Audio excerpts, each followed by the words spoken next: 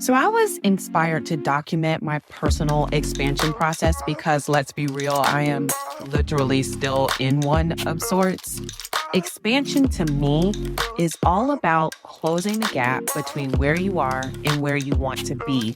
So I say that I'm still in it because it is a never-ending process. Not a never-ending process like an episode of Doom, but a continuous unfolding into your next level, into your next level, into your next level.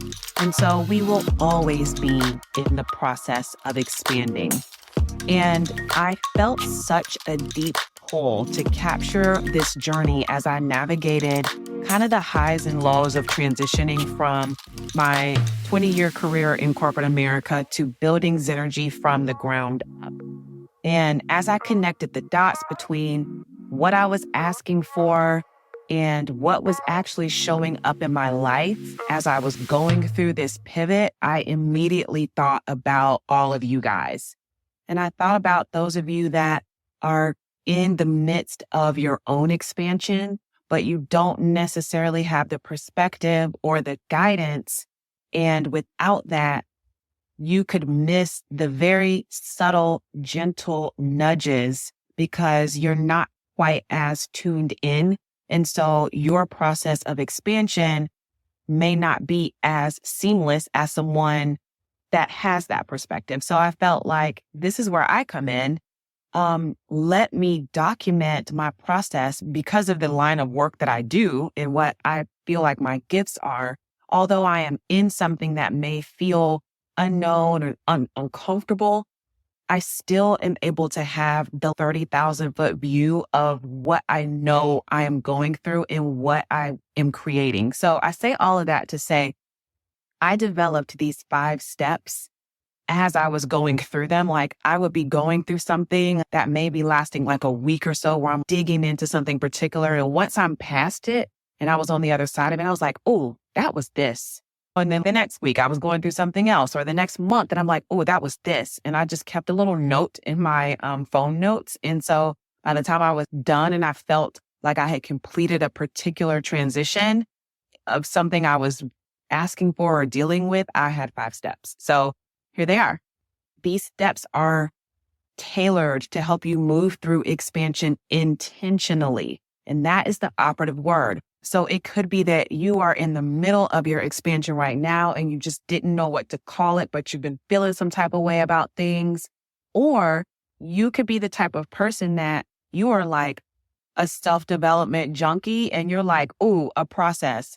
I am going to like deliberately start an expansion on a particular goal or a topic or something I'm trying to achieve using these steps. No matter where you are in that journey, I really strongly feel that these steps are going to help you. So let's dive right in. Step number 1, I'm calling it expanding your container. So to step into your next level, you first have to create the space for it.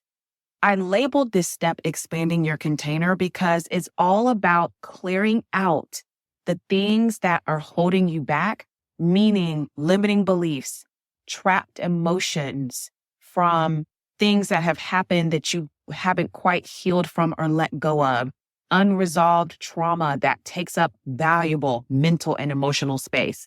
And sometimes it's even a blind spot, something that you thought you had already healed, but then it resurfaces and it reminds you like, yeah, I'm still here, got a little residue of this. So when these moments show up, don't ignore them. They are opportunities to release something that doesn't serve you, and they help you make room for the new, more fulfilled version of yourself that can hold space for bigger and better things. So think of this step as like stretching your capacity to hold the life that you know you are working toward. Tools that will help you expand your container: meditation, hypnosis, guided self-reflection through like journal entries are powerful for expanding your container because the more you release, the more space you have for growth, for abundance, and for alignment. My 3 favorite tools that helped me through this particular transition from pivoting from, corporate career to whole entrepreneur. In no particular weighted order, it's meditation, hypnosis, and breath work. So meditation, I talk about, I feel like, in just about every podcast episode. So that should hopefully point to the fact that it is crucial. I always like to remind you that meditation does not mean you have to be a meditation guru who is levitating off a rock on top of a mountain. It can literally just be quieting your mind for 5 or 10 minutes a day, or sitting in silence, or popping in your earbuds and taking a walk and listening to solfeggio healing music. Like, there's so many different ways, but it's truly a time to raise your vibration so that you can hear. Hypnosis. I actually just really got like obsessed with hypnosis in the past, I would say 6 months, because during my expanding your container phase, I didn't obviously know what I was doing, but I was being drawn to hypnosis. I was taking like trainings and classes that had hypnosis in it. And so I started to learn about it. And so I started doing particular hypnoses to uproot certain limiting beliefs and things that I know that I'm dealing with, where I'll put it in right before I go to sleep. And I drift off to sleep where my conscious mind is quiet and that critical factor is silenced. And then the hypnosis is really like positive affirmation type vibes that help program in and rewrite old beliefs. It's huge. It's so powerful. So if that's something you've been thinking about, I highly recommend it when you're trying to expand your container. And the third tool is breath work.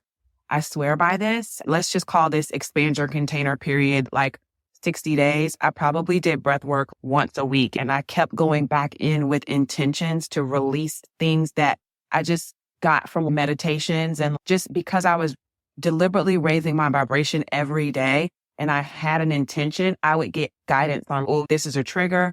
Oh, this hurts. This feels like this. And so then I would go in and write an intention and then go into breath work, like, help me release X, show me how to release this. And in my breath work session, which is not like I was in some one-on-one, it was just something I watched on YouTube at a training, but it basically helped me go within and release that. And it was so powerful. So I'll probably do a side episode on breath work because I don't want to derail us from all of our steps. And we are only on step 1. And I don't want to go down a tangent because I hate when people do that on podcast episodes. So we will move on. But you understand some examples of things that have been proven to help expand your container. So step 2 of how to close the gap between where you are and where you want to be is vision. So once you've expanded your container, you've released the baggages of limiting beliefs and past traumas, it's time to get crystal clear on your vision, because in order to go somewhere, you have to know where you want to go. So it's really answering to yourself and making it plain, like, where am I going? What do I want? What am I building? Make it clear. So for me, obviously, it was building my company. So I didn't know every single detail in the beginning. I still don't know what Zenhergy will be. I just know in my soul that it's going to be something widely impactful for people, but I don't know every single piece of that puzzle. And that's okay. What I'm challenging you to do is start with what you know. Start writing down what it is. So if you're trying to manifest a partner or a lover, a husband, a wife, whatever it is, what is it? Write it down. And not, oh, he's 6 feet, he has a 6-pack. No, write down, I want to feel fulfilled in my relationship. I want a relationship that is equally yoked. I want a relationship that uplifts me, that whatever that is, write it down. Same with the job or the career. Make a clear vision so you know where you are now and where you want to go on that particular topic. And think big. Map it out and take it seriously. Step 3 in closing the gap between where you are and where you want to be is unconditional gratitude. I'm going to say that again. Unconditional gratitude. Gratitude is your secret weapon. Be grateful for where you are now, no matter what. This isn't about toxic positivity, and you're in a shitty situation and you're like, I am doing just fine. That's not what I'm saying at all. This is about grounding yourself and regulating your nervous system and having perspective about where you are, because like it or not, you created it. And you will stay creating it until you are able to get comfortable and accept that you are where you are and find the lesson in that and the pieces in that you can be thankful for. Gratitude set the stage for everything. For me, it was reminding myself daily that I am chosen to share my gifts. This helped me stay anchored in my purpose, because it was so easy to get off track and get into the grind of, I need to do this. I've got this task, this task, this task, this. And then I get overwhelmed. I start overthinking. And then for me, I freeze. Then I get nothing done because I am just completely overwhelmed and I start to procrastinate. But gratitude helps me move forward every day. Just reaffirming to myself that I am so grateful. I am chosen. I have a gift. I am supposed to be sharing it. I am supposed to be impacting people. And that helps me every day take a little step forward and a little step forward towards whatever that goal is. Step 4. I'm calling this step feminine energy. Be prepared to receive.